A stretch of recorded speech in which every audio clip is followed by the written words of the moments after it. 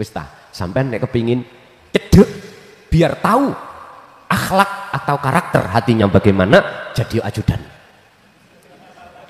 Caranya lagi gitu toh Pak, tahu baru. Anak sampean sih katanya ya gak iso. Assalamualaikum warahmatullahi wabarakatuh. Para pemirsa yang dirahmati Allah Subhanahu wa taala, pada kesempatan kali ini kami akan menyajikan sebuah tausiah dari Kiai Haji Mukhlason Rosyid dari Mojokerto. Marilah kita sama-sama menyimak dan mendengarkan apa yang disampaikan oleh beliau. Masalah terkait atallah dengan qalbun salim. Harta benda, anak-anakmu, semua urusan apapun yang berkenaan dengan syahwatud dunya, pada akhirnya tidak akan pernah berguna pada dirimu di saat kau sudah tinggalkan dunia secara syar'i, kecuali ilaman atallah, kecuali orang-orang yang bisa hadir mendekat menemui Allah. Otomatis orang ini sudah terlepas ruhaniyah dari kebutaan pada Allah, dan juga ada kaitannya dengan hati yang selamat dari tipu daya nafsu terhadap apapun yang berkenaan dengan syahwat. Secara syar'i, secara hakiki, ilaman atallah ini kapan terjadinya? Ya ketika saat jenengan ini dikatakan di mata Allah sudah sampai pada Allah dalam kurung wusul. Walaupun secara jasmani Anda belum meninggalkan dunia.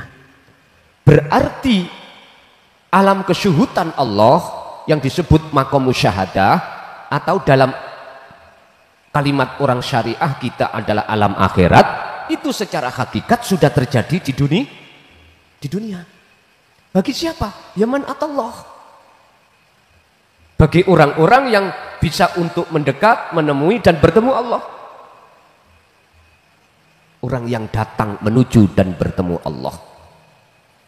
Siapa mereka yang dikatakan orang yang bisa sampai pada Allah? Orang yang sudah membawa wasilah. Wasilah.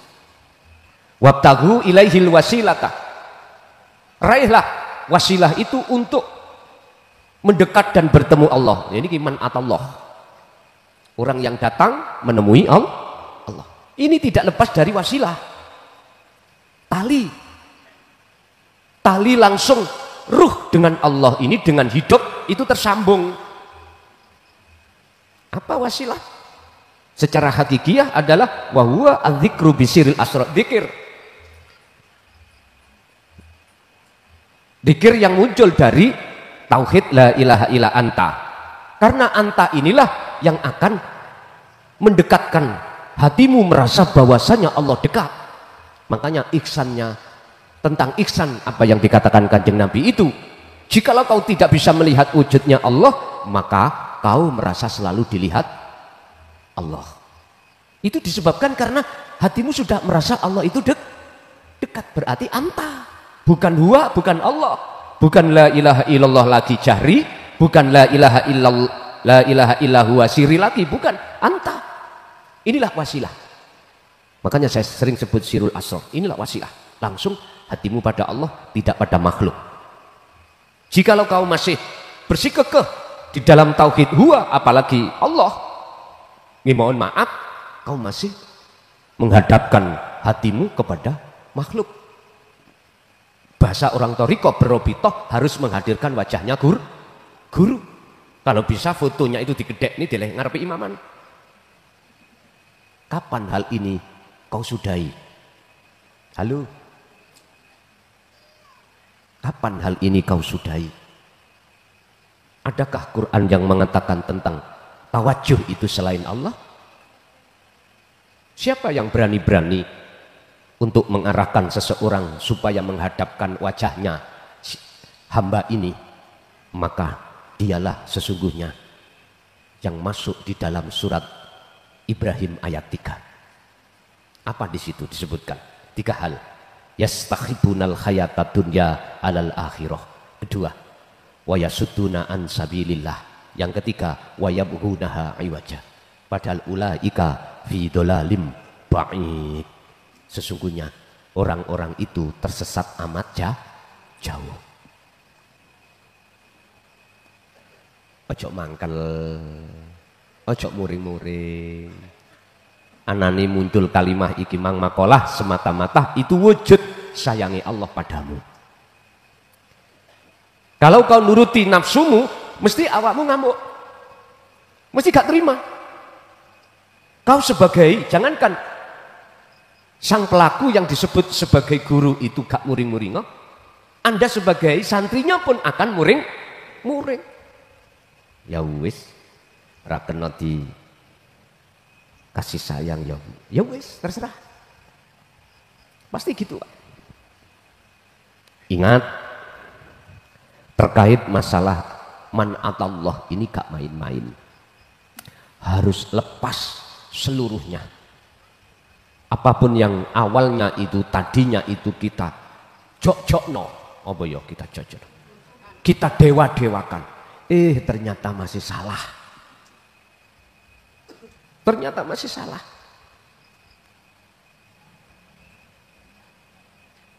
Terus akhirnya kita sadar dengan kalimah apa mungkin orang buta menuntun orang buta bisa sampai pada tujuan. Nggak iso. Makanya Ibnu Athaillah dalam makalah lain tentang mencari guru,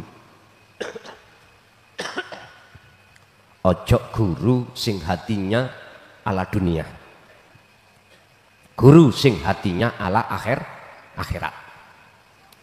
Sederhana, kita itu kalau mau ingin tahu guru ala dunia hatinya ataukah ala akhirat hatinya, sederhana.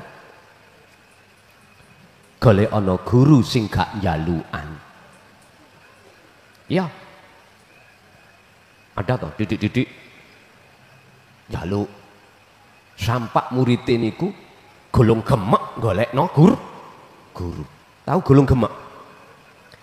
Apa ya bahasa Indonesia golong gemek itu? Sampak habis dunyamu. Niku sederhana. Guru nih ngomong, "Lah mu tak uji. Kok ngen tak keprasane atine." Iku kanggo nutupi hatine dhewe. Lah kok memang tak uji dunyamu sik setia aku apa setia dunyamu. Gak ruwet di belakang sampean kayak kendaan digawe mewah-mewahan. Mbah burek nek ngono. Bon. Yang kedua, apakah wusul dahulu? Jikalau wusul dahulu, apa buah daripada wusul? Kalau wusul itu ada di akhir, terus apa kiat-kiat yang menyebabkan proses untuk kewusulan?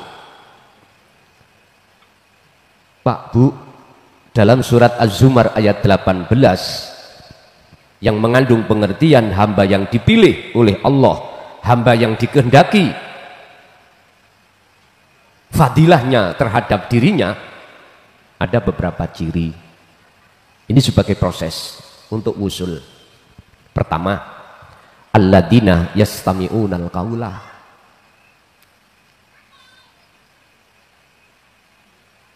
Mereka ketika saat mendengarkan khusus ajaran tentang ilmu akhirat, hatinya buka, hatinya bisa menerima. Hati ketika bisa menerima itu jelas nafsu itu disisihno Allah. Kalau nafsu itu gak disingkirkan Allah, mesti menolak. Siapapun kita pasti menolak. Berbagai macam faktor menolaknya itu Bapak Ibu. Anugerah Allah yang diletakkan dalam hati mereka, yastami'unal qaula, ketika mendengarkan ajaran ini hati menerima. Walaupun jenengan ini sudah dikatakan orang yang masyhur di muka masyarakat sebab ilmu, sebab kekayaanmu, sebab jabatanmu. Kalau Allah iku mau sudah menghendaki, idza arada, tatkalane Allah menghendaki, nyeseh Pak itu tadi semuanya. kemasyhuran dalam dirimu di sisi Allah, kekayaan, jabatan, kehormatan Allah sisihkan pada saat itu. Akhirnya jenengan sadar, iya tak ngen-ngen biyen aku nolak, orang yang berkata itu saya salahkan, ternyata betul ya mengandung gendeng biyen. Wis ngoten niku wis macam-macam. Bapak mbah jenengan jamaah ada yang pernah didawuhi tapi waktu itu belum bisa menerima. Bosok Allah sudah buka, akhirnya jawab, iya iki lek sing diomongno bapak dulu toh. Saya sudah tua begini lagi sadar. Wis keweton Pak Biadi. Pertama. Kedua, Allah akan memproses jenengan lewat khalwat atau laku yang berdasarkan ilmu tadi, amal. Ketika jenengan bisa melaksanakan khalwat, dzikir, wasilah yang sudah Allah berikan, itu anugerah. Dan jangan kau akui kalau itu datangnya dari diri kita. Jangan. Ini prosesnya. Istiqomah terus menerus. Lah inilah proses. Akhirnya jenengan tibalah dalam surah Al-Ankabut ayat 5. Di situ dikatakan, mangkana yarju liko Allahi, barang siapa dalam hatinya ada anugerah dari Allah sehingga mempunyai satu keinginan dalam hati untuk bertemu Allah, maka fa inna ajalallah la'at. Allah berjanji dalam waktu yang sudah Allah tentukan kewusulan itu terjadi. Inilah proses untuk menuju kewusulan. Bertemu Allah. Dikatakan bertemu, otomatis ada tanda-tandanya kalau setelah bertemu. Jadi gak berhenti di situ. Pertama, la yarawna li anfusihim syai'an. Amal arif, adapun utawi piro-piro wong sing dikatakan sudah bertemu Allah, marifat, iku la yarawna li anfusihim syai'an. Segala apa yang timbul seolah-olah dari dirinya atau seolah-olah dari makhluk lainnya, tapi hatinya yusyahiduna annal fa'il, dia hanya bersaksi, dia hanya melihat, dia hanya mendengar, dia hanya beriman, semua yang beraf'al itu hanyalah Allah. Prosesnya seperti itu. Akhirnya tibalah pada titik yang tidak bisa dibantah. Apa? Semua akunya Allah. Udah selesai. Terus pertanyaan berikutnya yang terakhir tadi apa? Halo? Pertanyaan, oh makalah hadis. Oke. Hadis tentang keihsanan. Hadis tentang masalah Kanjeng Nabi dirawi malaikat Jibril bertanya tentang mahwa al-ihsan. Niki Pak Bu, harus saya proses jikalau yang mendengarkan ini masih pemula. Jikalau ndak saya proses, Anda langsung malah gelis pena.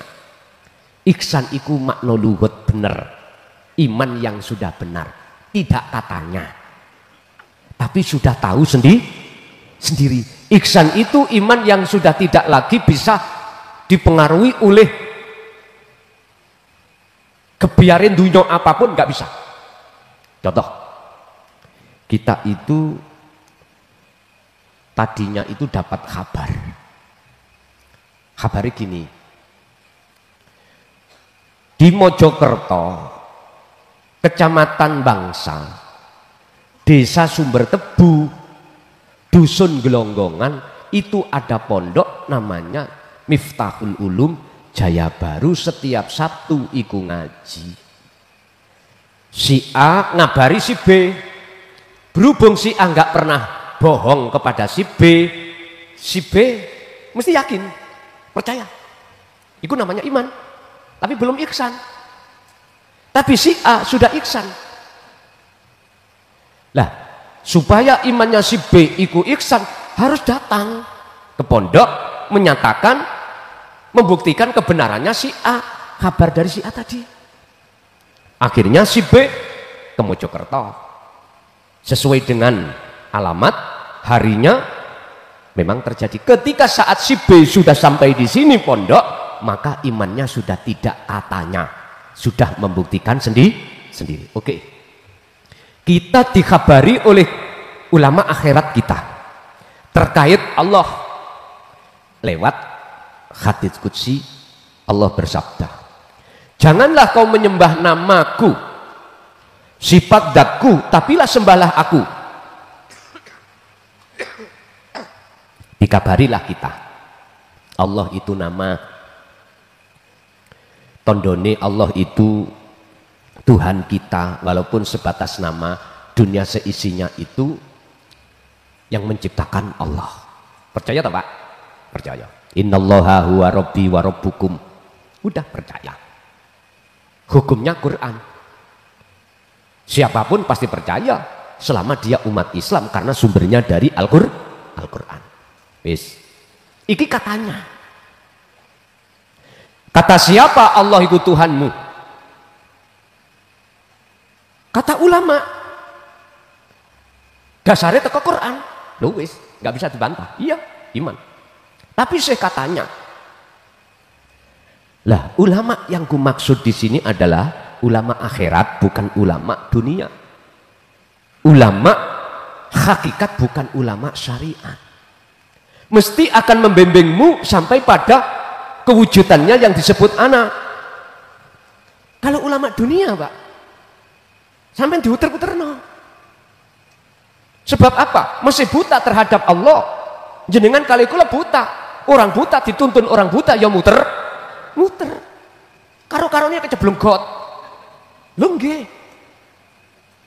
Ojo mangkel. Yang merasa menjadi ulama itu, ojo mangkel. Jangan sakit hati. Ketahuilah, iki kritik yang membangun imanmu menjadi ihsan. Akhirnya kesimpulannya jenengan sudah dipahamkan sifat, dipahamkan dati untuk menuju kewujudan ini gini. Akhirnya yang disebut ihsan yaitu tatkala kau menyembah ibadah apapun, kau seakan-akan seolah-olah bisa melihat wujudnya Gusti. Iki yang apa Pak maksudnya? Seolah-olah, gak temenan. Seolah-olah seakan-akan kan gak sungguh-sungguh toh. Artinya gini, bukan kau makhluk yang bisa melihat, tapi yang bisa melihat wujudnya Allah itu Allah sendiri. Setelah dirimu kefanaan makhluk, kan gini toh Pak. Kita aslinya itu kan gak wujud, tidak ada. Lalu sudah adanya kita sebab diadakan yang ada. Oke, itu proses innalillahi. Lah sekarang jikalau kau ingin tahu sebetulnya yang ada itu yang mana, kembali ke asalmu. Cara Nabi Adam dari surga ke dunia harus kembali ke surga. Jenengan kembali ke asalmu tidak ada.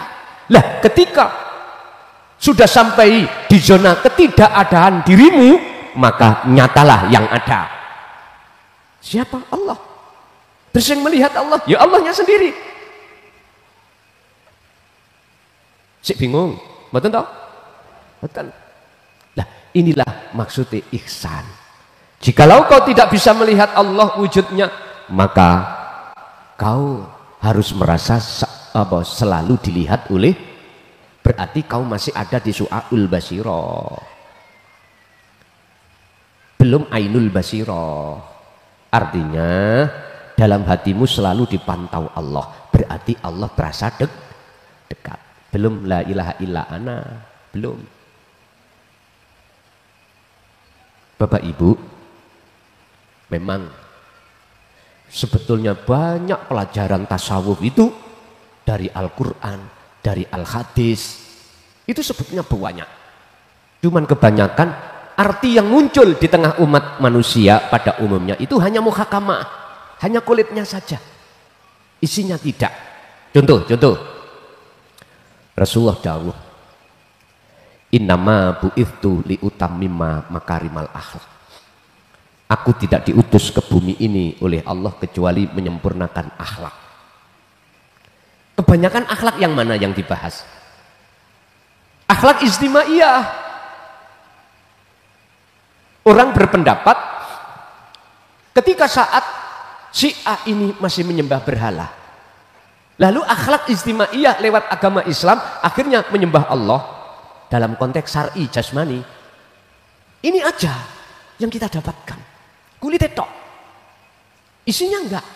Apa? Ilahiyah, akhlak ilahiyah langsung berkenaan dengan ruhaniyah pada Allah. Wasilah ini enggak akan pernah dibahas. Inilah yang menjadikan alasan mengapa kita umat Islam terpecah belah. Ada di situ. Bermusuh-musuhan sesama agama Islam. Gara-gara mazhab gitu aja. Sesat, nek tahlilan. Kunut nggak boleh. Aku takon, sampai kapan ini? Ayo, nggak sadar. Akhirnya gak cukup dari situ. Membangun satu kekuatan politik, memunculkan namanya partai politik. Khusus golongan hijau, khusus golongan abu-abu. Wis macam-macam. Allah ya Karim. Padahal jujur aja, ketika kabeh semuanya itu duduk di kursikan, tae agak korupsi.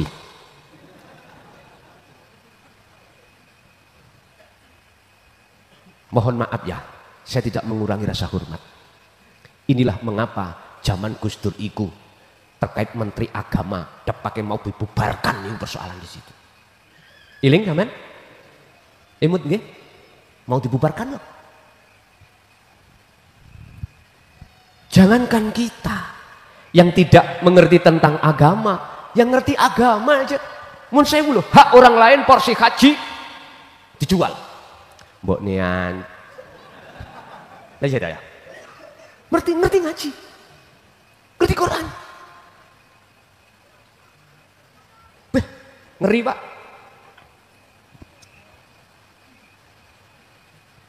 Rumus Thomas Edison, ya.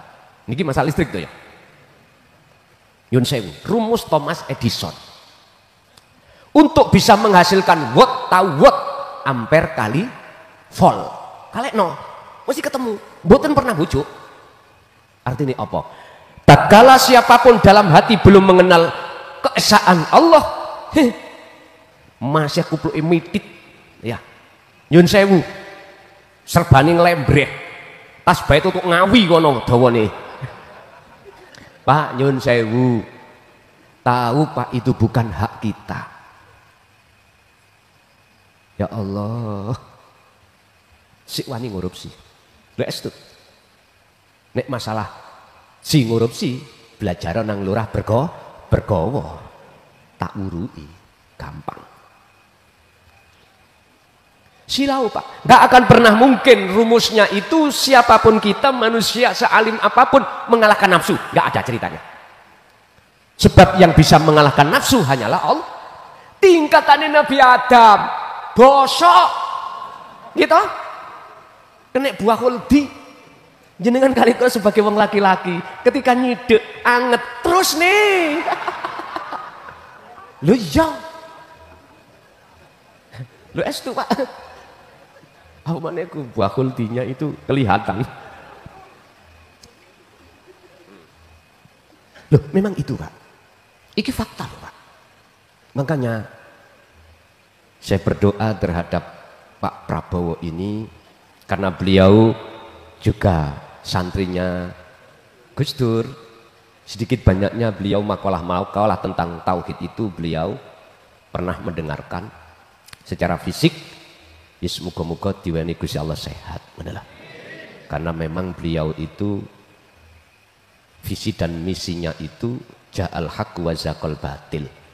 Innal batila kana zahuqa. Saiki lho Pak nek dipikir cara akal, ayo sampeyan pikir. Umpama aku Cak Bowo ya. Umpama aku lu wis oge. Dunyaku sampean delok.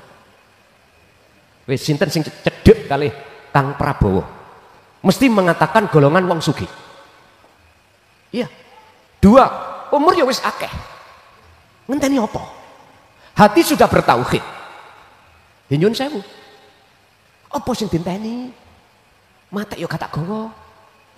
Terus lagi sampai harus curiga, mengapa beliau sebagai kandidat sampai 4 kali baru diterima, 1 kali gak putus asa, 2 kali terus nyalonkan sampai 4. Coba nek dipikir, tok umpama cara kita, alah wis gak lali yo donya gak digawa. Lah ngoten nggih. Lah apa adik soro-soro mencari itu? Karena memang itu utusan Allah yang diutus untuk memang nggih mohon maaf. Sampai kalau tidak tahu saya kasih tahu seperti itulah. Aku gak ngepi-ngepi no beliau enggak. Mboten. Enggak. Karena memang fakta secara rohaninya begitu. Sehingga mengapa Gus Dur bilang dulu sebelum wafat, orang yang ikhlas jadi presiden satu-satunya adalah Kang Bowo. Ada di situ. Ada loh jejak digital. Ada. Cuman kita aja yang budek telinganya, mata hati kita buta nggak tahu. Akhirnya sapa sing kei dhuwit, oke, ngono. Akhirnya apa, Pak? Ketika dadi balik modal. Dari arah situlah alimo koyo apa kita akan berani korupsi karena kita awalnya bermodal, kecuali jenengan modal dengkul. Nggak ada, susah. Nggak ada jenengan akan semangat korupsi, nggak ada karena nggak mengembalikan modal. Gitu loh. Karena modalnya Pak Bowo sendiri yo kathah. Itulah yang disebut sebagai wajah itu fisabilillah. Dunyane iku digawe jalan di atas jalan Allah. Buktinya, mohon maaf dengan tangan uangnya pribadi untuk makan ini, untuk makan itu. Wis ta, sampean nek kepingin cedek biar tahu akhlak atau karakter hatinya bagaimana, jadi ajudan. Caranya lah gitu toh Pak. Tahu baru. Anak sampean sik katanya ya gak iso. Biar tahu. Jadi orang ihsan itu seolah-olah itu bisa melihat Allah tatkala dia beribadah, maksudnya seolah-olah bukan makhluknya yang melihat pada Allahnya, tapi Allahnya sendiri, itu maksudnya. Sehingga terkait masalah liqa, ru'yah, melihat Allahnya ataukah Allahnya yang melihat, jawaban saya tergantung. Kalau kita masih memandang dari kacamata proses, seakan-akan memang ru'yatillah ini si hamba melihat Allah, bersaksi Allah. Tapi kalau kita melihat dari kacamata akhad, bukan kita makhluk yang ru'yah atau yang melihat, Allahnya bukan, tapi Allah lah yang melihat dirinya sendiri. Begitu. Lanjut.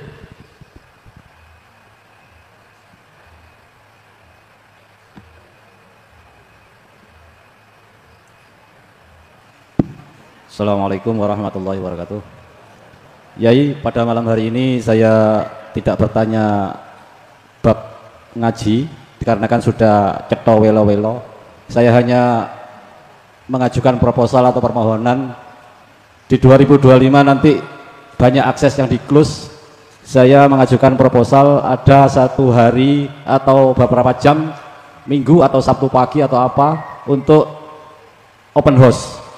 Jadi jamaah-jamaah teman-teman ini mau sharing itu face to face gitu loh ya. Jadi itu permohonan saya. Terima kasih apabila dikabulkan. Wassalamualaikum warahmatullahi wabarakatuh. Waalaikumsalam warahmatullahi wabarakatuh. Proposal diajukan itu ada 2 jawaban. Ada yang diterima, terus gak direalisasi karena kondisi.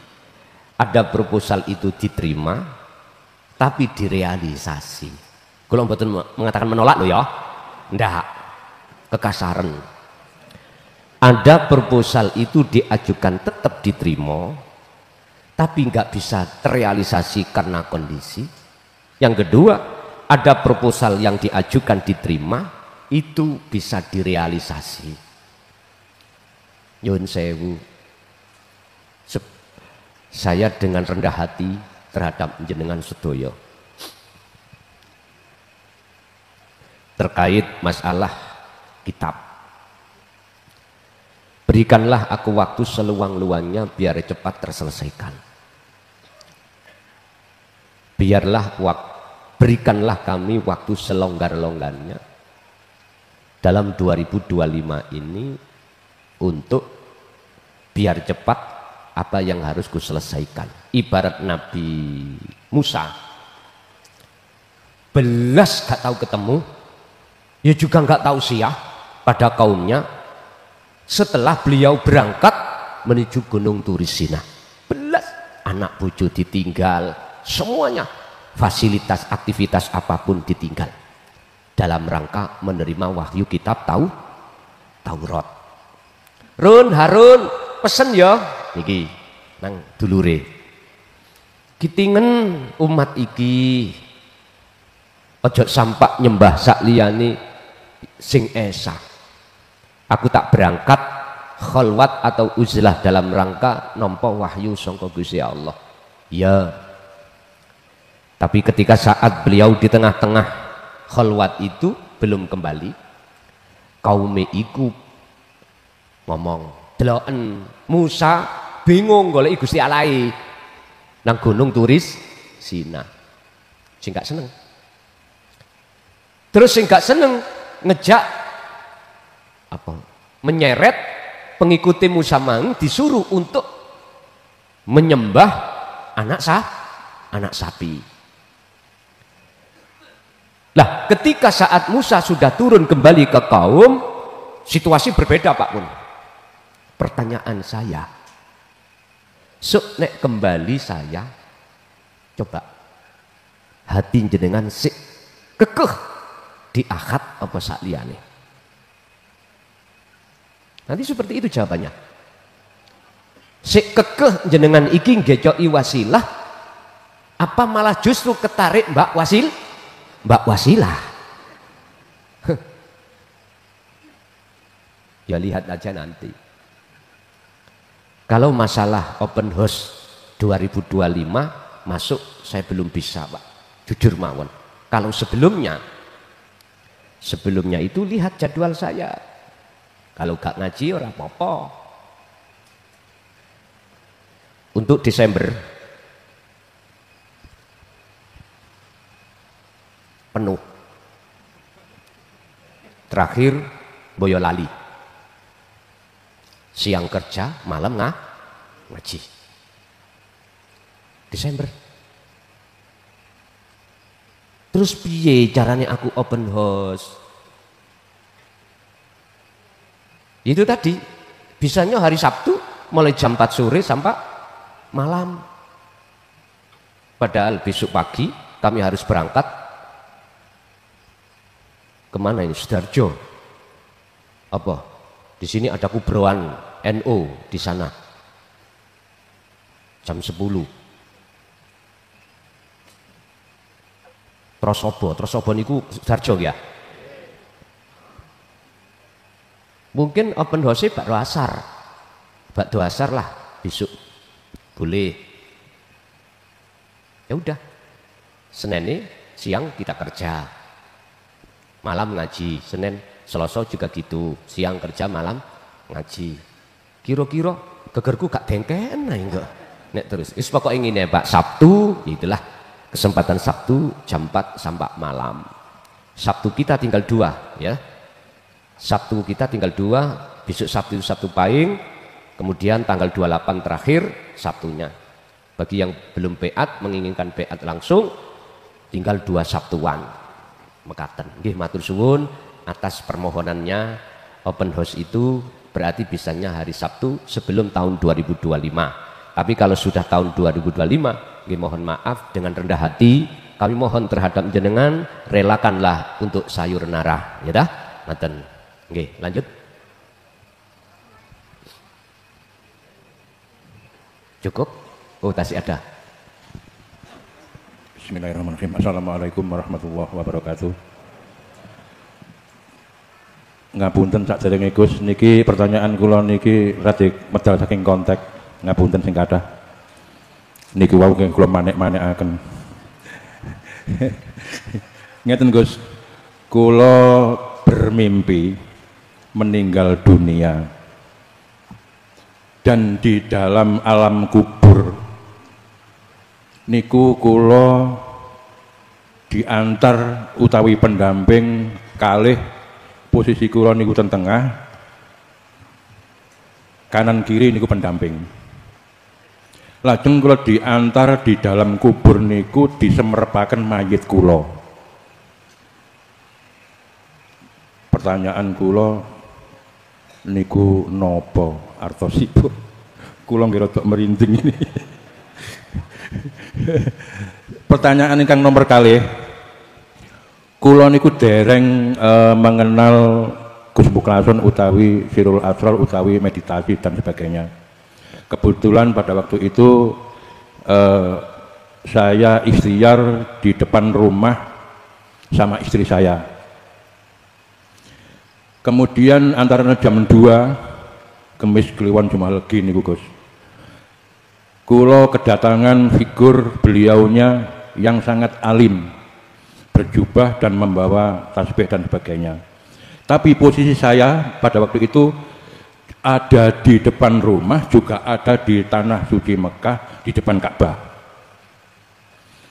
Dan di hati saya, Gus, ingin memiliki rasukan beliaunya itu, dan wajahnya sampai sekarang nun sewu kula bahasa kula dikasar sampai sekarang belum hilang. Dan di hati saya belum mengatakan semua apa yang dipakai beliaunya itu dikasihkan sama saya, mulai dari tasbihnya itu, semuanya, bajunya, kopiahnya, semuanya. Dan beliaunya itu Masya Allah nggak wanteng Gus, brewok. Terus di hati saya itu mengatakan begini, loh dikasihkan saya kok masih dipakai beliaunya itu Gus. Niku mohon penjelasan. Sekian saking kula mbak pilih wonten kekasaranipun kula nyuwun sebentar. Ketika jenengan ngalami seperti itu, beliaunya jenengan pada saat itu hati sampean kenal siapakah Garangan? Mboten kenal Gus. Mboten kenal. Nggih, pun. Nggih sampun. Wassalamualaikum warahmatullahi wabarakatuh. Waalaikumsalam warahmatullahi wabarakatuh. Sesuk sampean bukteknya ya. Ketika jenengan kali kula mati secara syar'i, jenengan ruhaniyah jenengan akan tahu, oh aku didusi, oh aku disolati, oh aku dikafani, bahkan dikuburkan, akan tahu. Sayang sekedhik wong mati iku gak kena diceluk kongon mulih, kongon ngandani wong-wong. Kok di situ satu momen sedikit aja, wong mati kok isok mulih maneh, misalnya, mesti kondo-kondo, berhubung gak isok mulih, yuk gak kondo. Yang menjadi pertanyaan panjenengan, iku opo? Jawaban saya secara hakikat, iku ngeten. Ketika sailin au salikin, sailin salik niku orang sing ngambah dalan suluk nuju dateng Gusti Allah, menginginkan untuk sampai pada usul Allah, wajib membawa wasilah, wajib ngagem sirul asrar, wajib wis niki. Kalau ndak akan pernah bisa ngalami seperti itu. Artinya dengan cara jenengan iki membawa wasilah atau tali langsung pada Allah, itulah nanti akan jenengan memanjat menek tali itu. Semakin lama jenengan menek, maka semakin jauh dunia yang kau tinggalkan, selain Allah yang kau tinggalkan. Berarti semakin dekat Anda menuju pada Allah. Siapa yang berjalan ke arah barat, semakin lama arah timur pasti kau tinggalkan. Siapa yang hatinya ngambah menuju mendekat bertemu Allah, semakin lama hatimu akan dipisahkan semakin jauh dengan dunia. Lah, ketika detik-detik dikatakan wusul atau liqa ketemu Allah, detik itu juga Anda dikatakan mati nafsu keakuan diri makhluk itu mati. Itulah maksud Al-Baqarah 54, ketika saat Nabi Musa turun kembali ke umat, terus umat disuruh untuk bertobat gak nyembah anak sapi dengan cara faktulu anfusakum, ya patenono keakuanmu. Nah, ngoten. Ketika sudah kok pateni keakuanmu, nuwun sewu, otomatis akan nyoto keakuan urip sejati di situ. Sehingga tahu posisi jenengan iki dalam keadaan mati. Artinya kalau hatimu itu sudah diletakkan Allah wusul, mesti mengatakan selain Allah itu mati, selain Allah itu tidak wujud, tidak ada. Inilah maksudnya. Tapi selama kita belum sampai di zona itu, ya kita sampai kapanpun ya merasa kita makhluk itu yang wujud, makhluk itu yang hidup, makhluk itu yang bisa bergerak dan lain sebagainya. Masih berpotensi di dalam takholli, ngaku-ngaku keakuan makhluk dalam diri. Pun berarti iku pitutur terhadap kita, wa anibu ila rabbikum wa aslimu lahu min qabli ayatiyakumul adab. Laksanakan kefanaan diri sebelum datangnya kematian secara syar'i. Kembalilah kau lekas pada Tuhanmu sebelum datangnya hari yang pasti akan datang, yaitu kematian. Tergantung bisakah itu dijadikan pitutur bagi kita manusia. Kalau nggak bisa, jangan harap kita akan bisa mendapatkan pertolongan, nggak akan pernah. Summalatun sorun, maka kemudian kita nggak akan pernah dapat pertolongan. Tapi jikalau itu kita ngestokake dadi pitutur, akhirnya kita ada langkah untuk tinggalkan selain Allah dan kembali menuju pada Allah. Disitulah nanti sumatun sorun, ada muncul satu pertolongan. Pun satu. Nomor dua, terkait masalah orang yang berjubah dan lain sebagainya, miturut panjenengan itu adalah orang alim dan sebagainya. Oke. Apa takwilannya kita ditemukan Allah baik secara mimpi maupun tidak mimpi terhadap orang yang alim? Tergantung. Konteks alim iki alim ilmu dunya apa alim ilmu akhirat. Kalau alim ilmu akhirat mesti jenengan kali kula suatu saat akan diberikan utusannya untuk membimbing hati jenengan dalam rangka menuju dan bertemu Allah. Entah itu berbentuk langsung malaikat ataukah itu berbentuk manusia, yang jelas ini takwil daripada sebuah mimpi. Tapi jikalau ulama yang kita terka, kita tengarai alim itu alim ilmu dunya, berarti pasti suatu saat jenengan ikut dapat pengajaran ilmu walatan sanasibaka minat dunya. Artinya urusan dunya iki kok sampean dipermudah.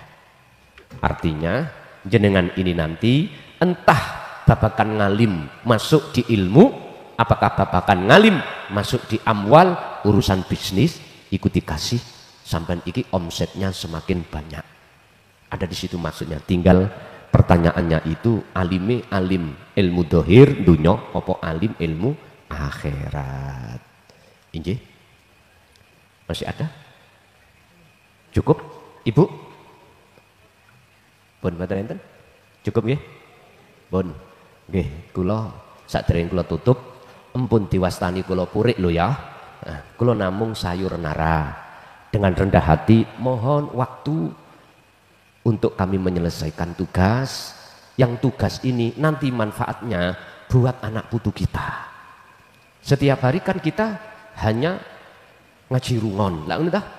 Jadi besok itu sampai dibukakan Al-Qur'anul Qadim yang tidak ada tulisannya tapi isok diwoco, tapi iki kok ono tulisane justru isok diwoco. Al-Fatihah. Alhamdulillahirabbil alamin. Demikianlah tausiah dari Kiai Haji Mukhlason Rosid, yang mana beliau adalah pengasuh Pondok Pesantren Jaya Baru yang terletak di daerah Mojokerto, Jawa Timur. Tepatnya yaitu ada di Kecamatan Bangsal, Desa Sumber Tebu, Jalan Perjuangan, Desa Glonggongan atau Dusun Glonggongan. Beliau adalah ulama sufi, ulama tauhid yang mengajarkan ilmu-ilmu tauhid dan tasawuf, yang mana dalam ilmu ini juga berkaitan dengan ilmu leluhur Jawa yang mengutamakan ajaran kebatinan atau ilmu ruhani, yang pembahasannya tentang ranah ruhani bukan ranah syariat atau ilmu luar. Ilmu tasawuf dan tauhid ini adalah ilmu yang bertujuan supaya seseorang bisa mencapai ma'rifatullah atau ma'rifat kepada Allah, atau biasa disebut oleh orang-orang Jawa yaitu ilmu sejati atau ilmu hakikat.